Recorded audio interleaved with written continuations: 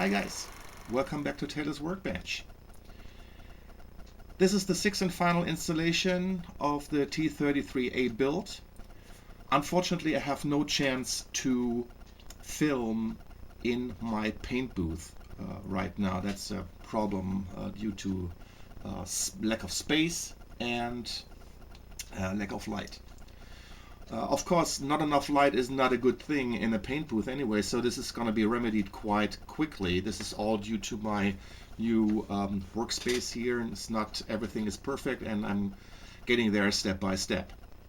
So, from the last video, which dealt with the final assembly and the, I don't know, 50th time I've polished that thing, we're right into the process where I put on the first layer of primer of the Alclad 2 glossy black primer, which also acts as a microfiller.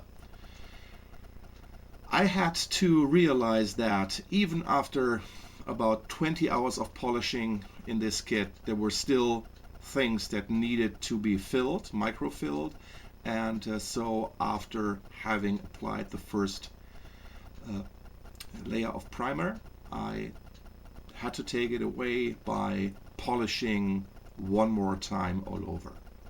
And this is where we are now.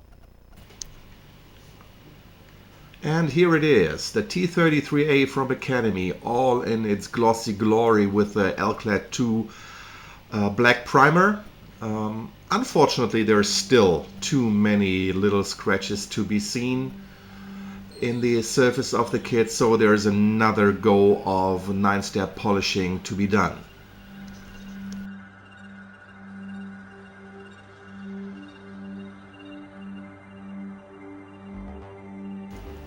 Before applying the first layer of Alclad 2 chrome, I mask off the anti-glare panels with Tamiya tape. And this is what it looks like after a first layer of the Alclad 2 chrome. I tried steel and polished steel as a color before, but I thought that was too dark really to get a good impression of the airplane in all its glossy glory.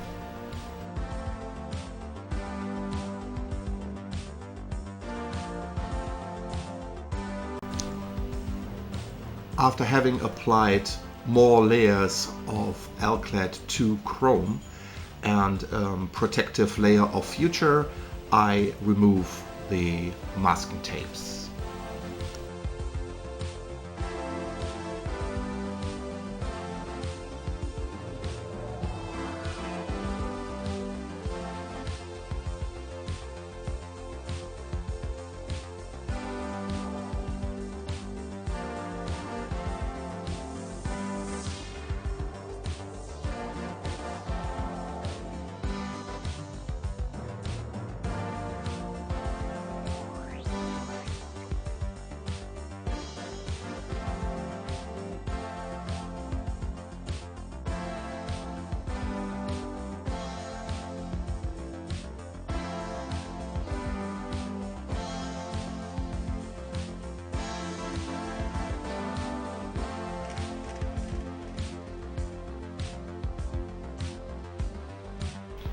Unfortunately, in some places the tape lifted some of the primer, and so a little bit of touch-up had to be done in several spots.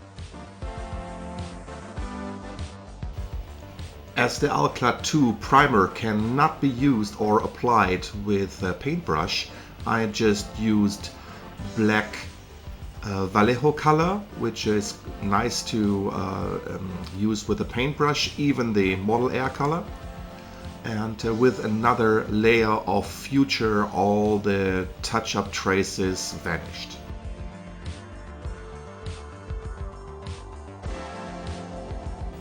At this point I decided that the jet could use a little bit more color, and so I decided to paint the rear fuselage and the section of the exhaust in pale burnt metal.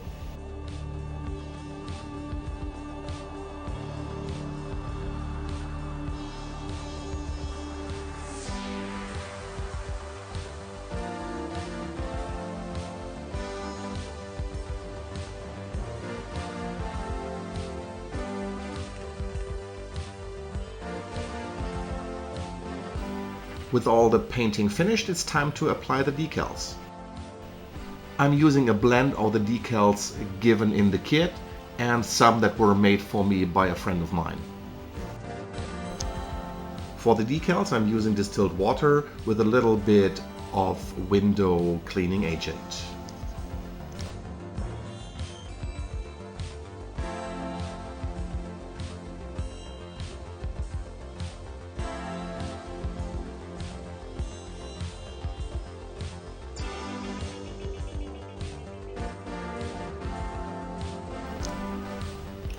I am not a decaling expert by any means, but this is the way I'm doing it. I just dunk the decal cut from the decal sheet into the water and let it rest at the rim of the dish, and I apply some of the water to the surface to which the decal will be applied. The decals provided by the kit take a pretty long time to come off of the carrier paper. So I'm cutting more decals to dunk them into the water and let them rest until being applied.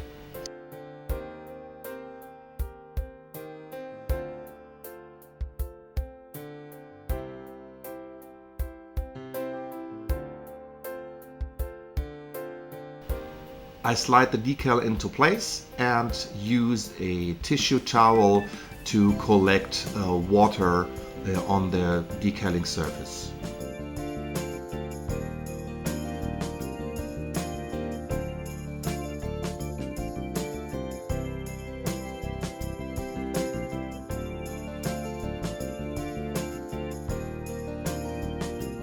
If the decal doesn't seem to sit right, I apply water again, and that usually lifts the decal up so I can slide it into proper position.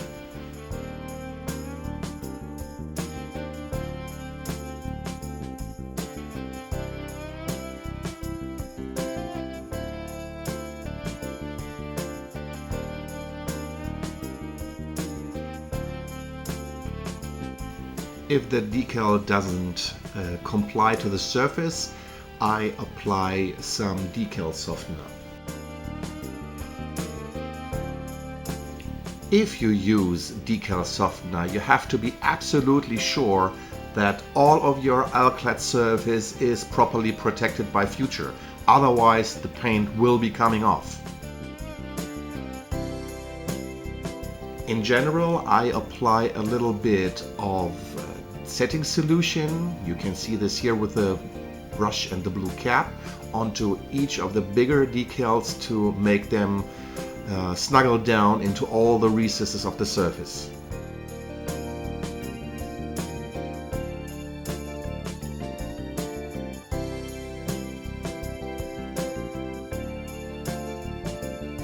Every now and then I'm taking a pencil to cross out the numbers for the decals that have to be used, so I do not miss anything on the decal sheet.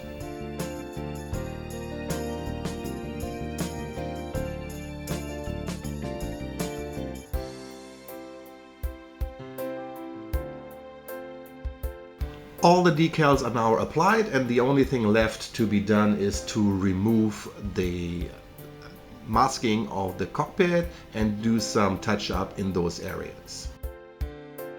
Of course, a final layer of future has to be applied as to protect the decals and the finished model.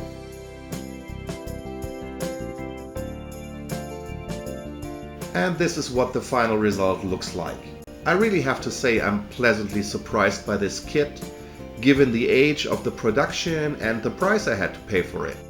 I really can recommend this kit for every beginner, and quite certainly for those who are in the habit of super detailing their stuff, because this is a really great canvas to start from.